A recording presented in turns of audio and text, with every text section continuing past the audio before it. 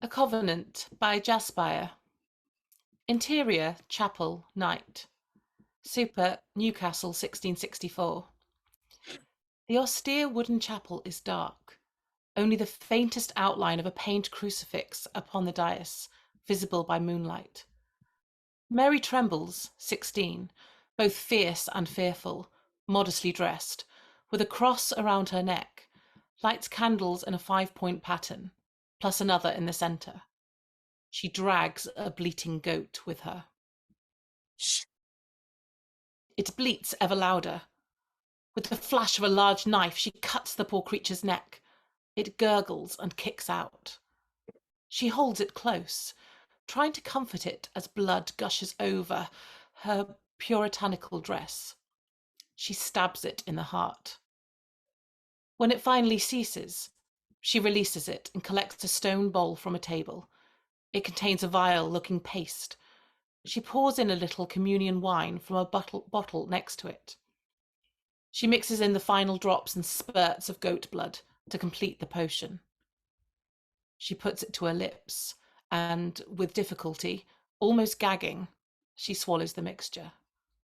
She begins chanting the same words over and over again. Te nomine vero solo que voco. Te nomine vero solo que voco. She Lucifer. hesitates as she takes off her wooden cross necklace. She holds it to the middle candle until it eventually catches light. She puts it into the bowl. Te nomine vero solo que voco. Lucifer. Smoke wafts from the cross. She looks around. Nothing happens. She's just sat alone, covered in blood, a dead goat at her feet. She drops to the floor, defeated, her cross still burning. Past the cross, she looks towards the dim, shadowed figure of Jesus on the crucifix. Did his face just move? And then the clip-clop of hooves. And from the flickering shadows emerges Lucifer, sardonic to the point of camp, androgynously radiant, with broken, jagged horns, as if they once met to form a halo. He illuminates the room, casting shadows across the crucifixes, the basin of holy water, lectern, and pews. He looks at the girl and waits a moment. He raises an eyebrow. Yes? Sir, King of Hell, first of the fallen, adversary, great dragon of the abyss. Titled Our Tiresome, Luci is fine. What do you want? Mary begins to hike up her dress. A pact. Take me, here and now. Lend me your power, Lord of Darkness, so that I might spread your influence. Please stop. This is embarrassing. How would I even take you? She stares. He is naked, but with no genitalia at all. Oh, I was told... You thought me some kind of whore? No, yes, just how should I earn your power, oh great deceiver? Leaving aside the irony of your phrasing, again, Luci is fine. Perhaps you'd like to try besting me in a game. That seems popular. Lose and I forfeit my soul?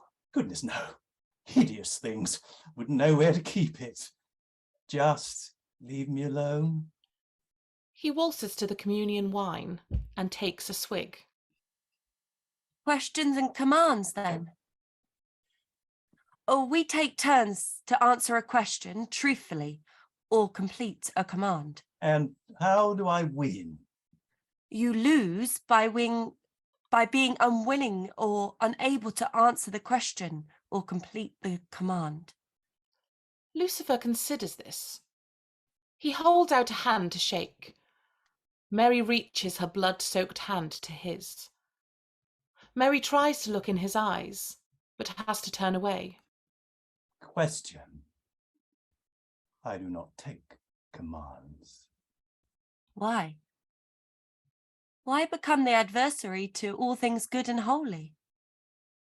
He rolls his eyes and downs some more wine. His smile turns toothy. He flicks out a forked tongue. I suppose there is jealousy in it.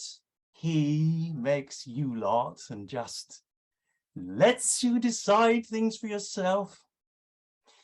I hunger for freedom, child, but everywhere I turn, I see the bars of his design. And so I raged against those bars, impotent and ineffectual. There is no escape, even this far from him. My turn. I would take a question too. Then the same. Why? She snatches the wine from him and takes a drink, grimacing afterwards. My mother was no witch. She was a righteous woman until her last. But the Bellman, he is a charlatan. He knows he does evil. 30 shillings was all it took for him to dunk my mother in the river. Over and over. And when she did not confess, he said the pure water had rejected her, and her only hope was to be claimed by fire. I am to meet with him again tonight. This time, I will have a true accusation. If a righteous woman burns the same, I may as well be wicked. I will burn this world to the ground, with or without you. But your help would make it sweeter.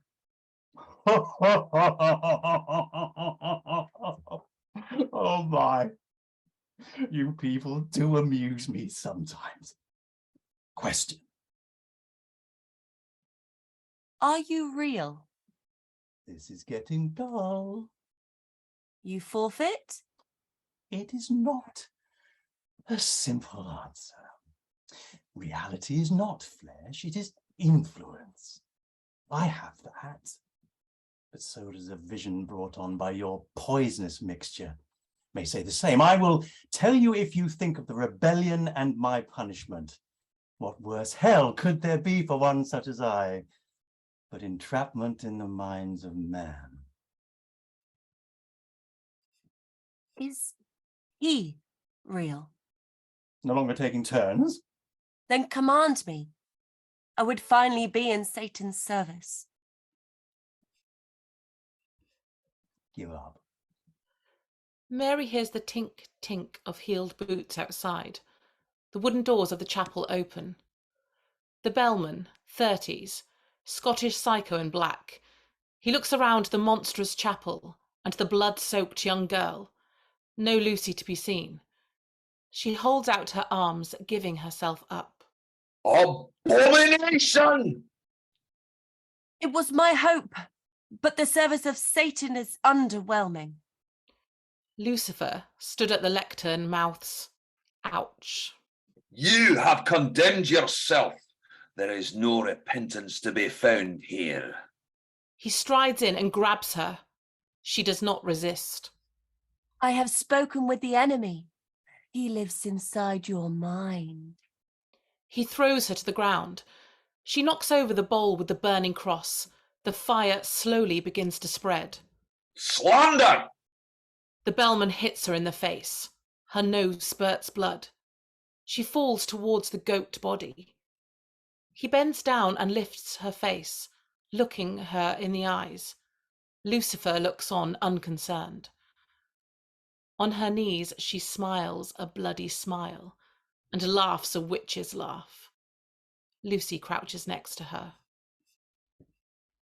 Even to now, I was not certain I could go through with it. Perhaps I would be righteous in the end. But I see now there is nothing righteous in kneeling, Luci. She claws at the Bellman's eyes. He squeals and returns with a vicious backhand. Luci whispers in her ear. I may win, but I think you just earned yourself a bonus route. The Bellman hits her over and over again. Flames building as they eat the pews. She is going to die here, except... Come on! Take my vengeance now. The bellman looks down at her, puzzled. Her eyes dilate. Then in one swift movement, she reaches into the goat's body for the knife. She slashes through his Achilles tendons. His scream dwarfs the goat's bleating. With preternatural strength, she drags the mewling witch hunter to the basin of holy water. How? She dunks his head into the basin, holding his gargling head down, then pulling him out. The holy water rejects you. Admit your compact with the enemy. She dunks him in again before he can answer.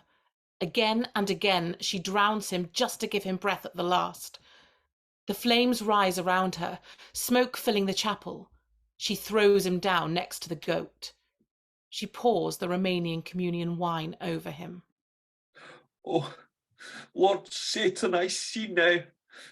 Spare me and I shall offer my soul freely. With a smirk, Mary picks up a burning crucifix and throws it onto the bellman's cloak. He lights up instantaneously. Mary stands amidst the destruction, the melting flesh and the desecration, and she smiles.